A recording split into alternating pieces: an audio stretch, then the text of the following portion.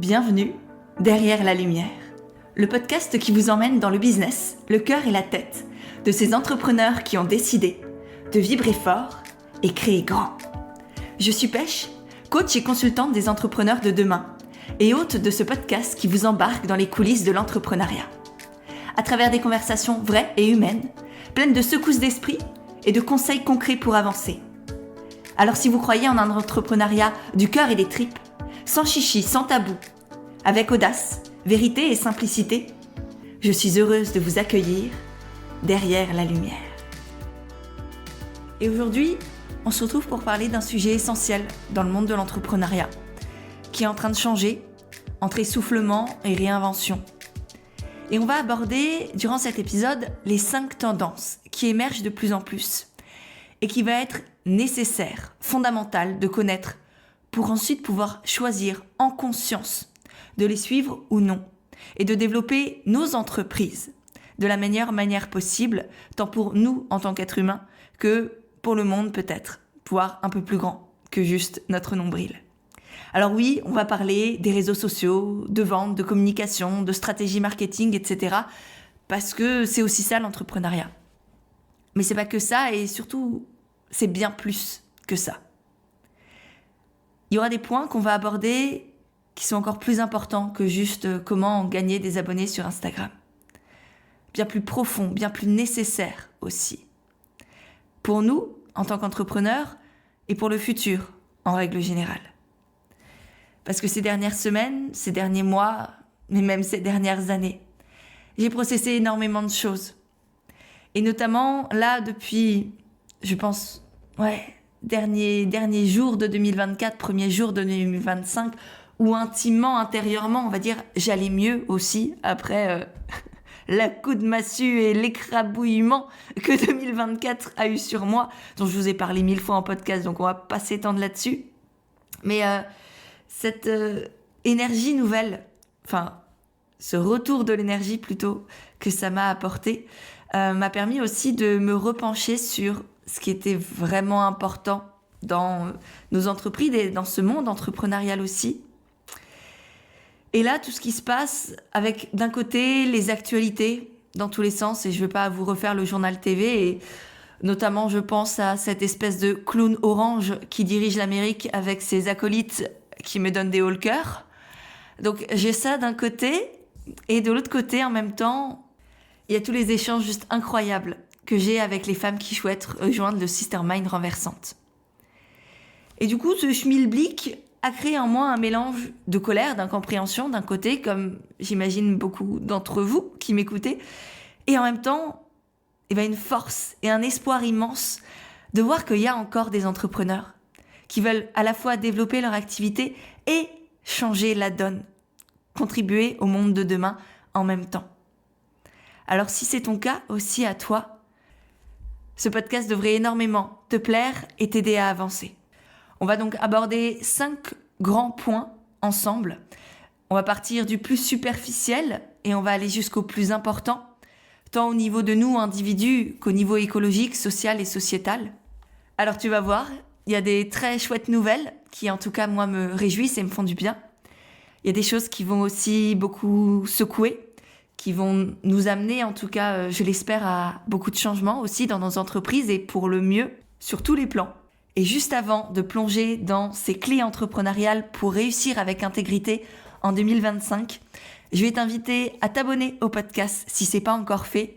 Et si c'est le cas et que cette introduction déjà t'a plu, eh bien n'hésite pas à mettre un petit pouce, des étoiles, laisser un commentaire et partager l'épisode autour de toi, que ce soit à des proches en leur envoyant le lien ou directement en story sur Instagram en me taguant. Ça me permettra de te voir, de te remercier et de te repartager.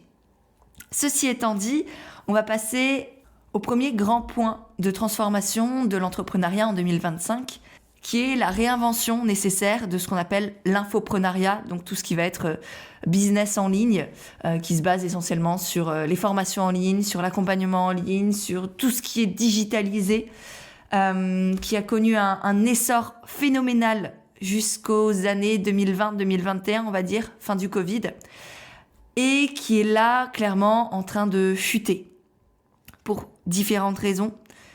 notamment parce qu'il y a de plus en plus de concurrence, évidemment. Aujourd'hui, il y a des milliers de coachs, de profs de yoga, de sophrologues, de naturopathes, d'accompagnants dans tous les sens, sur tous les domaines, absolument tous. Et pareil au niveau des produits. Donc, que ce soit l'offre de services ou l'offre de matériel, on va dire, c'est blindé. Et on arrive, je pense, à une certaine forme de saturation. D'autant plus que les contenus éducatifs où avant on pouvait se faire remarquer en partageant des conseils, des hacks, des tips, des je sais pas quoi. Aujourd'hui tout ça est accessible de partout, tout le monde rabâche exactement la même chose. On a ChatGPT dont on va reparler, mais qui nous permet d'avoir toutes les réponses à absolument tout en 3 secondes et demie. Et donc forcément, tous les contenus un peu à la Wikipédia, où on donne des informations, on donne des conseils, vraiment ce qu'on appelle le contenu éducatif en communication, ça s'essouffle. Et je sais que de plus en plus d'entrepreneurs qui avaient basé leur entreprise sur du 100% digital, sans lien direct avec leur audience, leur communauté, ça pouvait passer par des emails, des choses comme ça, mais il y avait toujours un mur, on va dire. Il n'y avait jamais de live, il n'y avait jamais d'interaction entre les gens, que ce soit entre le créateur et, on va dire, le client, ou entre les clients eux-mêmes pour créer une certaine forme de communauté. Ça, c'est clairement en train de chuter. Et voilà, pour en avoir parlé avec certaines clientes qui avaient un business model autour de ça, c'est très compliqué. Et c'est nécessaire de se réinventer parce que là, les formations en ligne notamment, c'est en train de s'écraser si c'est pas renouvelé, on va dire. C'est pas mort complètement, mais néanmoins, va y avoir un travail nécessaire pour leur redonner un nouveau souffle et surtout, y ramener de l'humain, du contact, de l'échange. Aujourd'hui, c'est ça que les gens recherchent. Parce que c'est ça que les IA et Internet et Google et compagnie ne peuvent pas encore, et je l'espère que ça va continuer, nous offrir. Donc aujourd'hui, les grandes clés à retenir de ça, de cet essoufflement et cette réinvention nécessaire de l'infoprenariat, c'est ajouter du lien humain dans ce que vous faites. Ça peut se faire à travers des rencontres physiques. Ça peut se faire à travers des canaux d'échange sur WhatsApp ou sur Telegram, par exemple. Nous, je sais que dans le Sistermind Renversante, j'ai créé ça et c'est nécessaire pour moi et tout autant important que toutes les séances de coaching, de mentorat, de consulting qu'on va avoir. Ce canal d'échange, cet espace de vie au quotidien où chacune peut déposer ses doutes, ses questions, ses joies, ses peines, ses interrogations, et d'être dans la vraie vie et d'avoir du lien humain pour échanger, s'entraider, se soutenir, partager des conseils ou juste avoir un espace pour se déposer. C'est ça dont on a besoin aujourd'hui. Donc, rajoutez de l'humain et du vrai dans vos prestations. Et le deuxième gros changement que ça va amener ou continuer d'amener, parce que ces 2 mouvements-là sont en essor depuis quelques années quand même maintenant, c'est la personnalisation. Donc le fait de ne pas balancer à tout le monde exactement la même chose, mais vraiment de pouvoir accompagner presque individuellement, en tout cas du mieux possible, chaque personne dans ce qu'il est. Parce que oui, les méthodes magiques, recettes à appliquer un peu bêtement, ça vend du rêve, parce que c'est facile.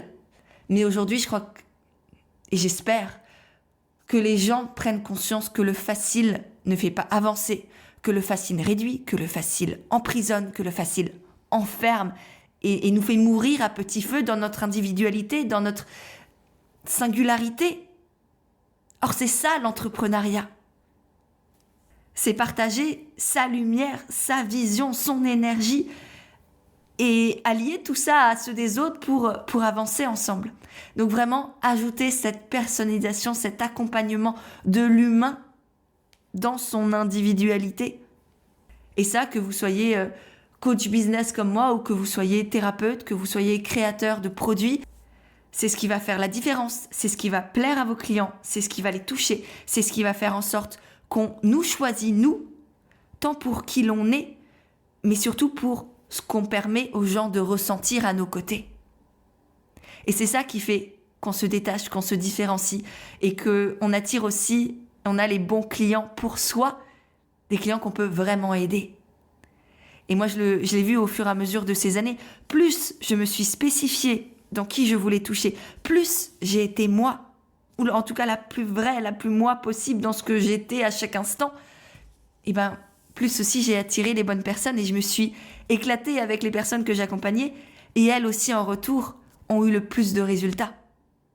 Parce que j'ai choisi de ne jamais utiliser cette facilité de vendre des recettes magiques qui font du chiffre mais ne m'apportent rien et n'apportent rien aux autres, et toujours été dans cette démarche d'accompagner l'individu le mieux possible. Voilà pour notre premier point, la réinvention nécessaire de l'infoprenariat, l'essoufflement des formations en ligne, des recettes toutes faites, et la montée en puissance de la personnalisation et des liens humains. Ensuite, le deuxième gros changement, ça va être directement lié à ce qu'on vient de dire, c'est de se rassembler, de rejoindre des communautés soudées.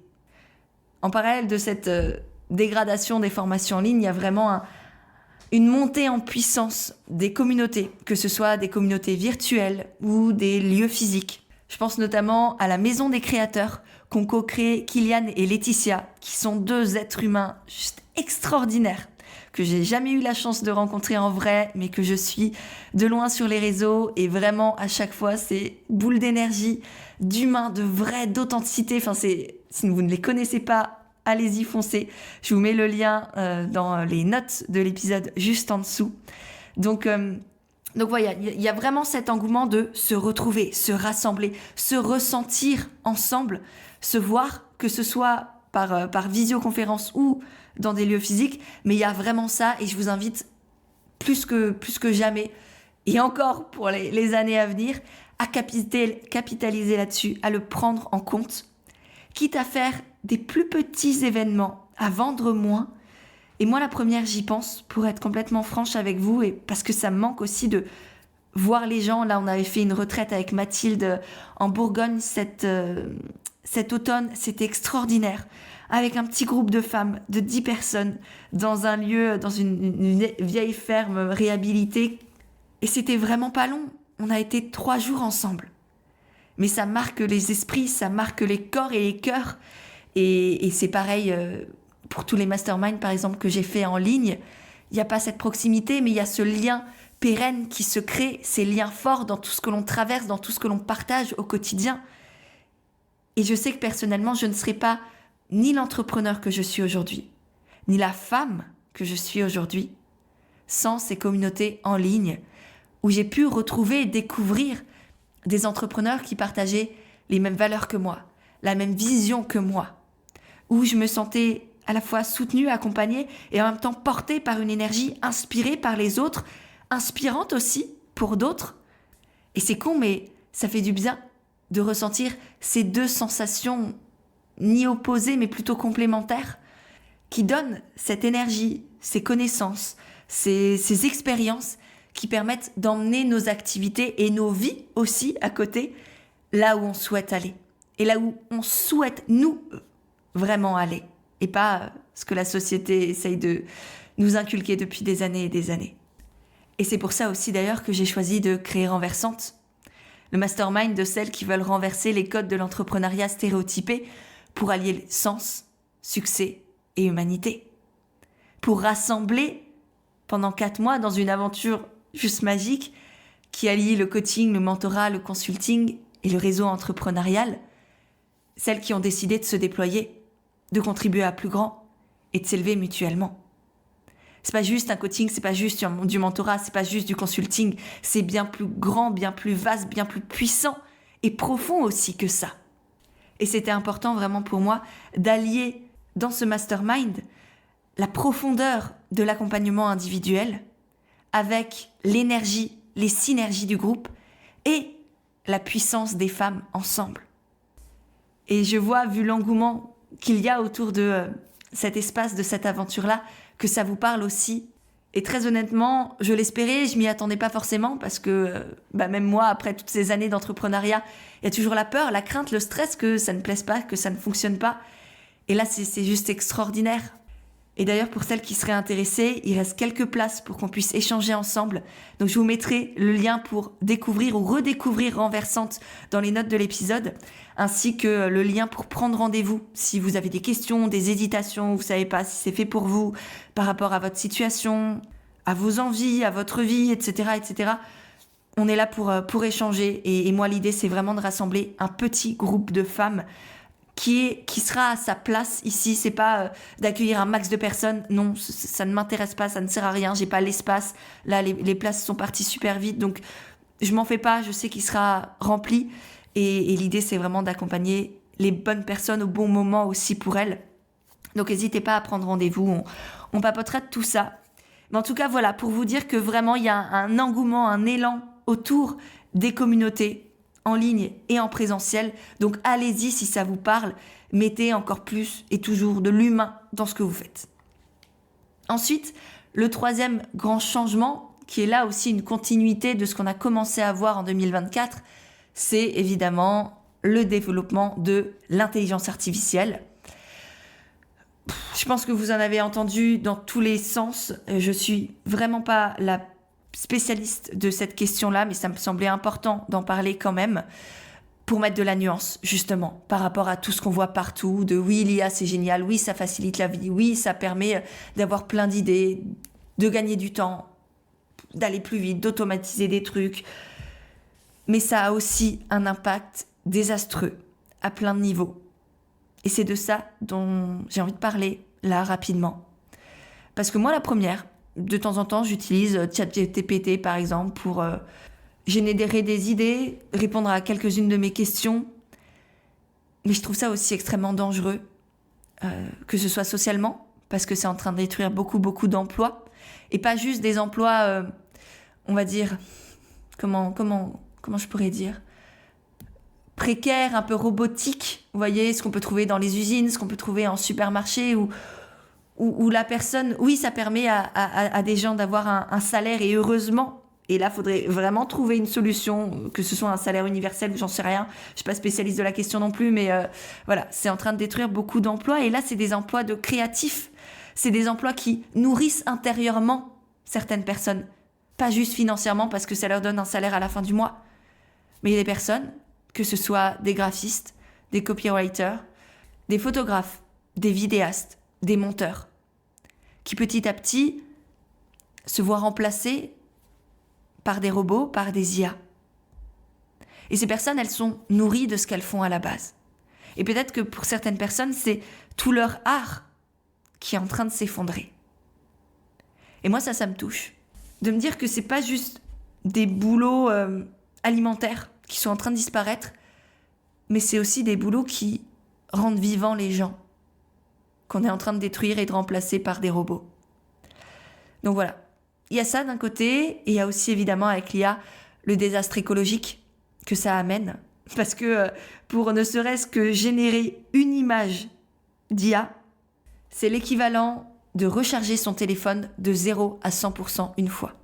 Et le souci, c'est que quand on utilise ChatGPT ou Midjourney et compagnie, on l'utilise pas juste une fois pour une question, par exemple. On va avoir des interactions à chaque fois qu'on l'utilise avec eux. Donc, c'est des allers-retours. Donc, c'est des dizaines et des milliers et des centaines de milliers et à la fin des milliards de téléphones qui sont rechargés et qui consomment, du coup, une électricité juste phénoménale.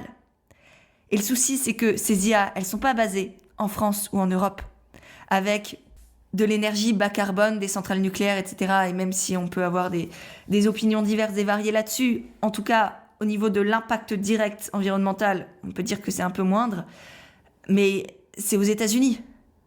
Et encore une fois, là, le monsieur Orange qui vient d'être élu. Voilà. On va pas s'étaler sur la question parce que on pourrait en débattre et surtout pleurer pendant des heures. Mais tout ça pour vous dire qu'à chaque fois qu'on envoie un prompt à une IA, c'est un désastre écologique au niveau de l'énergie que ça nécessite. Et donc ça aussi, je crois que c'est important d'en prendre conscience. Et je vous mettrai un lien d'une conférence hyper intéressante sur le Forum européen de bioéthique de 2024 qui avait justement pour sujet l'impact écologique de l'IA. Est-ce que c'est raisonnable ? Comment ça se passe ? Et vraiment, je vous invite, que vous soyez utilisateur de l'IA ou non, à aller regarder cette conférence. Elle dure 1h30. Ça peut se diviser en plusieurs temps. Et vraiment, mais c'est fondamental de se renseigner sur le sujet. Ceci étant dit, on va passer au 4e pilier pour 2025, qui est toujours dans la continuité du reste, mais toujours plus important, la santé mentale. Parce que même à mon échelle, j'ai vu au fil de ces dernières années la santé mentale des entrepreneurs complètement dégringoler. Alors oui, il y a aussi l'effet de on en parle plus. Et c'est tant mieux et heureusement que ce ne soit plus un tabou. Mais néanmoins, il y a quand même une tendance de fond au burn-out entrepreneurial. Et avant, on sortait du salariat, on avait fait un burn-out, on allait dans l'entrepreneuriat en se disant ça va être plus cool. Et on se rend compte que ça l'est vraiment pas.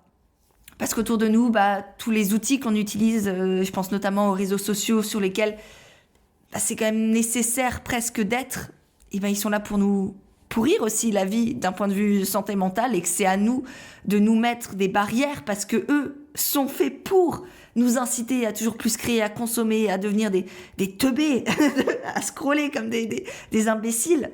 Et donc c'est à nous de nous mettre des barrières et ça, notre cerveau, étant donné que Meta et compagnie utilisent nos biais cognitifs et le fonctionnement de notre cerveau pour créer leurs algorithmes et compagnie, c'est double peine pour nous. Et c'est double travail de se forcer à se regarder de plus haut, à changer nos habitudes de consommation et d'utilisation pour reprendre aussi notre pouvoir sur tout ça.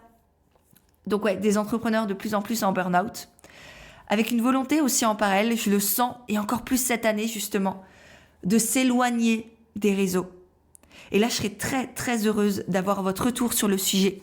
Donc, laissez un petit commentaire là sous le podcast ou envoyez-moi un message sur Instagram ou un email par exemple pour me dire quelle est votre relation aujourd'hui à vous sur les réseaux. Ça me permettra de faire une petite étude et de vous repartager aussi les tendances de fond. Ça nous aidera à tous d'un point de vue communication aussi et stratégie pour les mois, les années à venir. Donc merci d'avance pour vos partages sur ça. Mais j'ai cette sensation-là d'un éloignement des réseaux sociaux, du contenu court et d'un retour au contenu long. Moi, j'ai vraiment ce pressentiment-là. Et c'est pour ça aussi, par exemple, que je continue depuis toutes ces années à faire du podcast. Que là, j'ai repris ma chaîne YouTube avec des vlogs, avec d'autres vidéos qui arrivent. Parce que de un, ça me plaît et que ça me manquait, mais tellement. Parce qu'il faut savoir que j'ai quand même commencé mon aventure entrepreneuriale sans entreprise du tout, juste avec un petit blog. Enfin, un petit, oui, qui a grandi. Au début, c'était juste un journal intime où je partageais mes hauts, mes bas, ma vie de salarié qui n'était pas forcément la plus épanouie du monde, mes découvertes autour du bien-être, du yoga, du sport, de ce qu'on appelle le développement personnel, la spiritualité, etc. Et tout ça a fait beaucoup, beaucoup de chemin. Mais néanmoins, je viens de ce monde du contenu long où on se pose pour se nourrir, pour s'inspirer, pour avancer. Et non pas où on scrolle comme un débile à toujours plus et on sait même plus ce qu'on a vu la demi-seconde d'avant. Et donc voilà, je vous invite aussi à, de 1, mettre votre santé mentale en priorité. Je vous ai fait tout un post d'ailleurs la semaine dernière sur Instagram avec mes conseils, avec ce que j'ai mis en place, des choses hyper concrètes et faciles à appliquer dans son quotidien. Donc je vous le mets aussi dans les notes de cet épisode juste en dessous. Vous avez juste à cliquer pour le retrouver. Et prenez le temps de le lire, voilà. De prendre soin de la santé mentale de votre communauté aussi.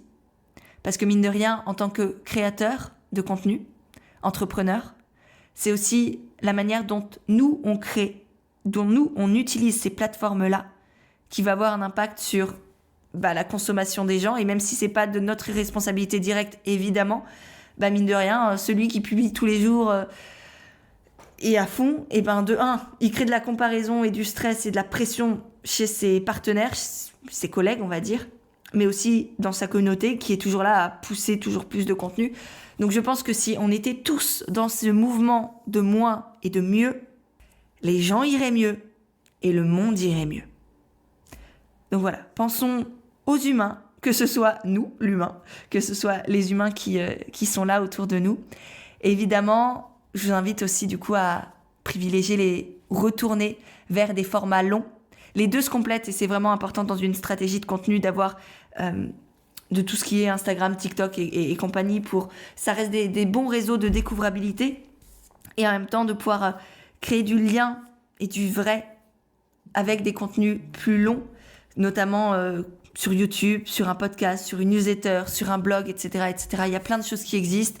Et là, c'est vraiment une réflexion stratégique à avoir parce qu'évidemment, l'idée, c'est pas d'être partout, de faire tout parce que, voilà, on parle de santé mentale, mais que ce soit juste et pour vous et pour les autres. Et le dernier point, et à mes yeux, le plus important pour 2025, ça va être la prise de position et de responsabilité sur les enjeux sociaux et écologiques qui nous entourent en tant qu'entrepreneurs. On l'a déjà évoqué rapidement au début de ce podcast, mais c'est plus possible. Et c'est devenu une nécessité pour le monde dans lequel on vit aujourd'hui, de porter sa voix, de prendre sa place, de dire non, de s'élever pour ses valeurs, de s'élever pour ce en quoi on croit, et de ne plus se laisser aller à la facilité, à ce que tout le monde fait, à hocher la tête et puis simplement appliquer bêtement ce que les autres font en se disant les autres le font donc pourquoi pas moi ? Ça doit être la bonne chose à faire et puis pourquoi ce serait moi qui changerais et pas eux ? Donc oui, ça va peut-être générer de nouvelles difficultés, de nouveaux enjeux. Ça va nécessiter aussi d'accepter de potentiellement cliver, ne pas être aimé de tout le monde. Mais moi honnêtement, être aimé par des cons, ça me fait ni chaud ni froid. Surtout froid, même. Et je préfère rassembler des personnes qui ont envie d'aller dans le même sens que moi, de contribuer à un monde plus humain, où on est tous plus épanouis possible, avec cette joie, avec cette simplicité, avec cette vie à l'intérieur de nous, et en même temps où on sait qu'on avance ensemble et qu'on piétine le moins possible le monde, la planète, la vie qui nous entoure et qu'on a aussi en nous. Alors je sais que pour certains, certaines, ça va être challengeant de dire non, de taper du poing sur la table, de faire face à des critiques, à de la colère, à de l'incompréhension de la part, que ce soit de ses proches, sur les réseaux sociaux, etc.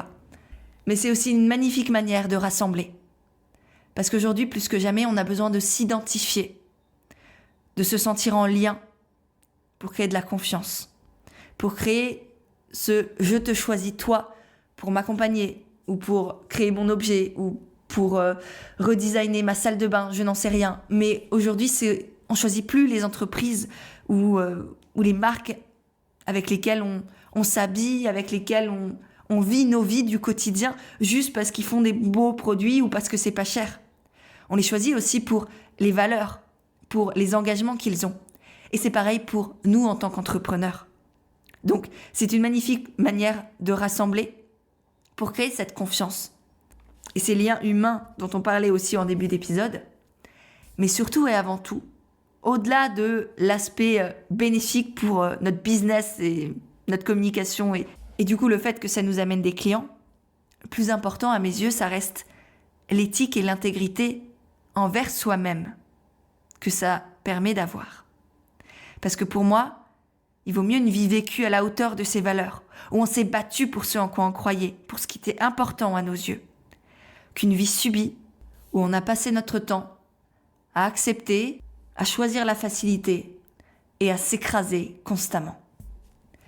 On avait d'ailleurs parlé dans un épisode de podcast sur l'engagement et comment avoir une entreprise alignée pour créer un succès engagé. Je vous y avais partagé plein de réflexions, plein de conseils également. Donc je vous le glisse dans les notes de l'épisode si c'est un sujet qui vous intéresse également, que vous avez envie de vous battre pour vos valeurs et de porter votre voix, que ce soit déjà évident pour vous, que ce soit encore compliqué, il devrait beaucoup vous aider. Et pour revenir à cette importance de la prise d'opposition et de reprendre ses responsabilités aussi par rapport aux enjeux qui nous entourent, ça va passer évidemment par se renseigner, par apprendre, faire preuve d'humilité et de courage aussi, de ne pas faire l'autruche par rapport à ce qui est. Ça va aussi se matérialiser par le fait de mettre son argent dans ce qui a du sens et ce qui est aligné avec nos valeurs. Pas juste en comparant les prix et les fonctionnalités de tel outil, tel logiciel et compagnie, mais aussi regarder les engagements soutenus par les entreprises, par les externalités aussi positives et négatives que tel outil peut engendrer.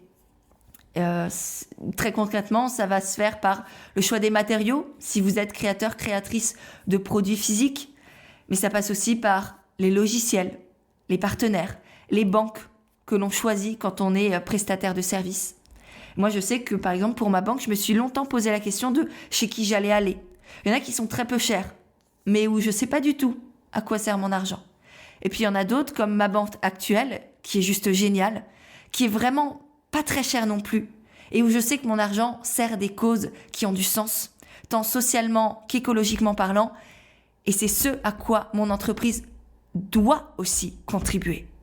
Donc, au final, c'était juste logique, évident pour moi de choisir cette banque-là, que je vous recommande d'ailleurs à 10 000%. Je vous mets le lien dans les notes de l'épisode également. Vous avez une panoplie de ressources là-dedans. Foncez les regarder. Et vraiment, je vous invite à changer de banque si vous êtes dans une banque traditionnelle et vous renseigner pour bien choisir celle qui vous convient, alignée avec vos valeurs si ce n'est pas encore le cas. Et donc tout ça, je crois pour moi que c'est avoir de l'ambition, mais la vraie ambition, qui n'est pas tant d'atteindre le million, de dépasser les 100K sur Insta, d'être connu dans le monde entier, ni même rien en fait. L'ambition n'a rien à voir avec tout ce qui touche aux chiffres, à l'argent, au statut social, à ce que les autres peuvent penser, et encore moins à l'image que la société nous a donnée.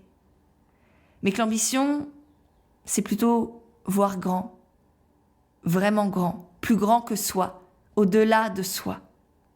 C'est se décentrer de son petit nombril et avoir le courage, la détermination et le respect de penser, d'agir et d'entreprendre pour le monde entier. Et pour ça, on a besoin d'entrepreneurs qui s'autorisent à oser et qui se rassemblent pour impacter. Et c'est tout l'enjeu et l'ambition de Renversante aussi, de rassembler des femmes qui ont envie de réussir par elles-mêmes, pour se sentir épanouies, vivantes, vibrantes, avoir du sens au quotidien, se sentir utile, générer de l'argent, oui, pour pouvoir l'utiliser à bon escient ensuite après, avoir une vie qui leur convient et contribuer au monde de demain. Et tout ça, la main dans la main, ensemble. Parce que individuellement, derrière nos ordinateurs, on ne va pas aller bien loin. Que ce soit pour notre réussite individuelle et nombriliste, ou que ce soit pour, on va dire, une réussite globale, sociétale et environnementale. Donc si ça vous dit de rejoindre une aventure de 4 mois qui allie le coaching, le consulting, le mentorat, le réseau entrepreneurial pour renverser les codes de l'entrepreneuriat stéréotypé autour de l'argent et de la renommée et créer un entrepreneuriat qui allie le sens, le succès et l'humanité, je vous invite à cliquer sur le lien dans les notes de l'épisode pour découvrir tout ça, prendre rendez-vous avec moi si vous avez des questions ou des hésitations, mais surtout faire le choix de voir grand, de créer grand et de contribuer à plus grand. Je vous laisse donc cliquer sur le lien dans les notes juste en dessous. J'espère que cet épisode vous a plu. Si pour vous aussi, tous ces questionnements sont importants, pensez à le partager, à noter aussi le podcast sur votre application, à laisser un petit commentaire. Moi, j'ai hâte d'avoir vos retours sur tout ce qu'on a échangé, sur ce qui arrive là pour 2025. Est-ce que vous êtes d'accord? Est-ce que non, ça vous parle pas trop? Et est-ce que ces valeurs que j'ai mises en avant résonnent aussi en vous? J'ai hâte de pouvoir échanger de tout ça avec vous. Et sur ce, je vous dis à tout de suite sur Instagram et à mercredi dans 2 semaines, derrière la lumière.